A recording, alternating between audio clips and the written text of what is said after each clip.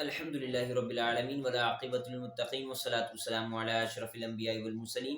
اللہم صلی علی سیدنا و مولانا محمد معدن الجود والکرم وآلہ وصحبہ وبارک وسلم۔ آج انشاءاللہ تبارک و تعالیٰ ایک ایسے موضوع پہ بات کی جائے گی کہ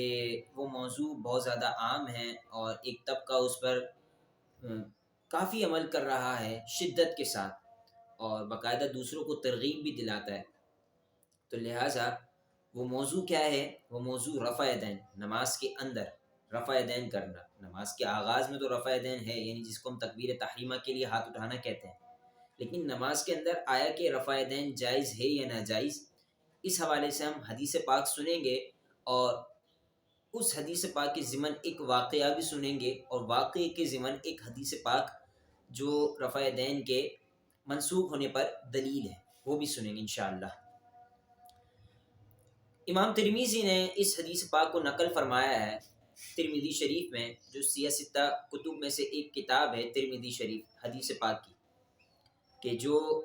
دلائل کے طور پہ علماء پیش بھی کرتے ہیں، مناظرین بھی آپس میں پیش کرتے ہیں، اور ایون کہ دیابنا اہل الحدیث اہل تشیع یہ لوگ بھی پیش کرتے ہیں کتب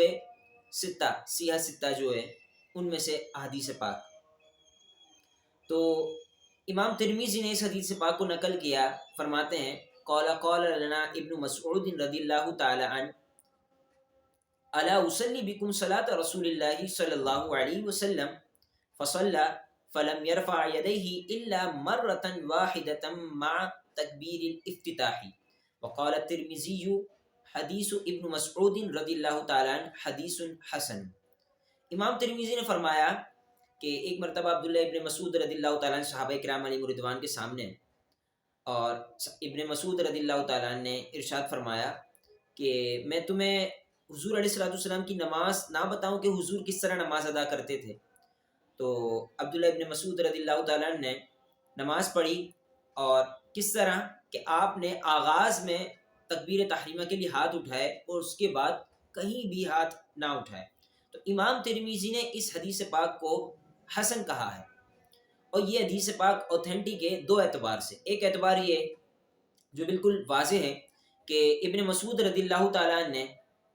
صحابہ کرام علیہم رضوان کے سامنے یہ طریقہ کار بیان کیا، تو صحابہ میں سے بہت سارے صحابہ کرام علیہم رضوان ایسے تھے کہ جنہوں نے حضور کی صحبت کثرت سے پائی ہے، تو کسی صحابی نے بھی اس حدیث پاک پر اور اس طریقہ کار پر اعتراض نہیں کیا۔ تو ایک تو اعتبار یہ ہے کہ یہ حدیث بالکل صحیح ہے، اور دوسری یہ کہ ابن مسعود رضی اللہ تعالیٰ عنہ یعنی عبداللہ ابن مسعود رضی اللہ تعالیٰ عنہ یہ بہت بڑے فقیہ ہیں، اور نبی پاک صلی اللہ علیہ وسلم نے ان کو فقاہت کی دعا بھی دی تھی،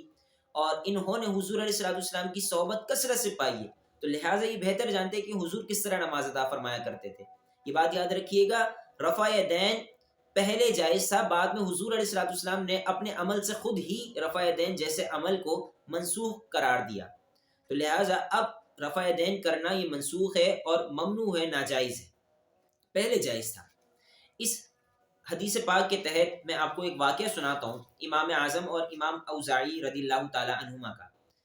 ایک مرتبہ امام اوزاعی رضی اللہ تعالیٰ عنہ امام اعظم رضی اللہ تعالیٰ عنہ کی بارگاہ میں آتے ہیں اور فرماتے ہیں کہ میں دیکھتا ہوں کہ آپ لوگ رفع دین نہیں کرتے۔ رفع دین سے مراد یہ کہ رکوع سے اٹھتے وقت ہاتھ نہیں اٹھاتے،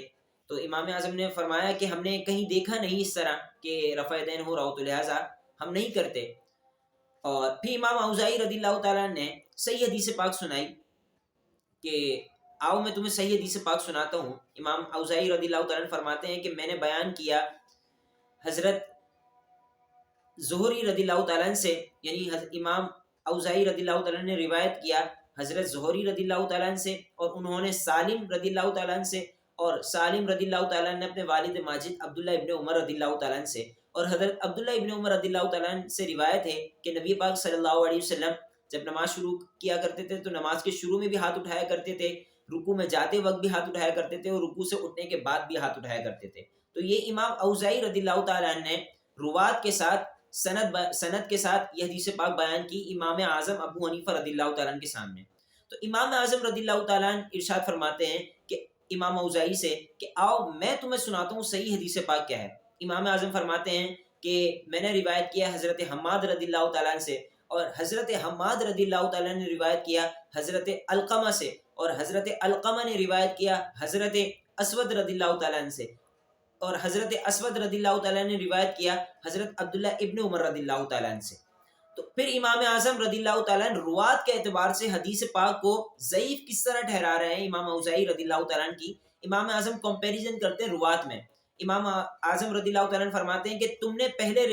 راوی کا بیان کیا وہ راوی ہے زہری، اور میں نے جو راوی بیان کیے امام اعظم فرماتے ہیں وہ ہیں حضرت حماد۔ تو حضرت حماد کو فقہ میں دیکھیں اور حضرت زہری کو فقہ میں دیکھیں تو حضرت زہری حضرت حماد سے فقہ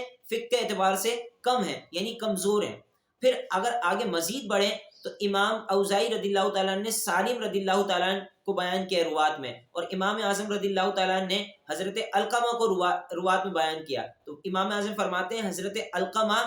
سالم سے فقہ کے اعتبار سے اعلیٰ و افضل ہیں۔ اور پھر آگے مزید بڑھیں حضرت عبداللہ ابن عمر اور حضرت عبداللہ ابن مسعود رضی اللہ تعالیٰ عنہ، تو امام اعظم فرماتے ہیں حضرت عبداللہ ابن مسعود رضی اللہ تعالیٰ عنہ حضرت عبداللہ ابن عمر رضی اللہ تعالیٰ عنہ سے بڑھ کر ہیں فقہ میں۔ تو لہٰذا امام اعظم نے ثابت کر دیا کہ صحیح حدیث پاک وہی ہے جو میں نے سنائی، اور وہ حدیث پاک کیا ہے کہ حضرت عبداللہ ابن مسعود رضی اللہ تعالیٰ عنہ نے فرمایا قال